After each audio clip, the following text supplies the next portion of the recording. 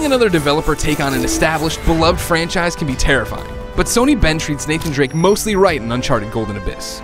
In fact, while there are some stumbles and sticking points, Bend actually expands on Nathan Drake as an explorer and makes a title that's in some ways more of a game than any of the Uncharteds that came before. Of course, that's easier said than done.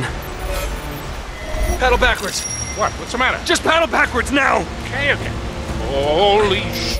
First things first, Uncharted Golden Abyss is beautiful. The jungles radiate color, water ripples as you cruise through it, and there are sections where Nate in action looks exactly like the original game, Uncharted Drake's Fortune. But that's just the thing. As good as this and the original Uncharted looked, developer Naughty Dog has had years and 2 sequels to perfect the franchise. That means Ben's limitations with Golden Abyss stick out. There's a halo around Nate as he jogs through some environments, hair and eyes don't look quite right, and the levels have a tendency to run together as it's pretty much just one environment type. Similar things can be said about the performances in this quest set before the original Uncharted game.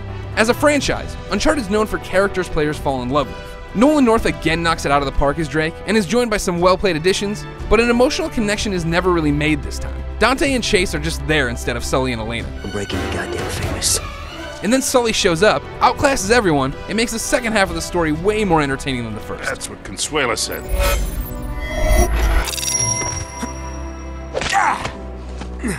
Worst guard ever. Here's where things get interesting, the gameplay. Golden Abyss does an excellent job of bringing the Uncharted experience to the Vita. You'll climb, shoot, and shimmy through the game and have it look and feel like the Uncharted you know, which includes the not-so-precise third-person shooting mechanics some find annoying but that I enjoy. Being a launch title on a handheld packed with bells and whistles, Golden Abyss uses the Vita's new features in a number of ways. Tilt the Vita to its side to make Drake spring off a wall. Tap the screen to melee, or trace a path up a cliffside and watch Drake go. The thing is, you can use traditional controls to perform all those actions. The game lets you ignore touch when it comes to established mechanics, but then it introduces new touch-only stuff, the majority of which is cool, but some of it's definitely eh.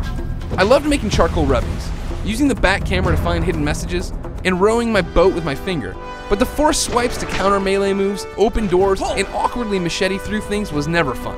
Thankfully, the forced swiping doesn't pop up all that often, and Bend actually makes Drake feel more like an explorer than ever before. There are scores of collectibles in Golden Abyss, and finding them fills out Drake's journal. For the first time in the series, Nate doesn't have a book of answers. We're creating it as we go, and that meant I was actually going out of my way to find glyphs and take photos. Hell, I mean, Nate wears a backpack in this game. Why has this adventurer never worn a backpack before? Brilliant, Ben.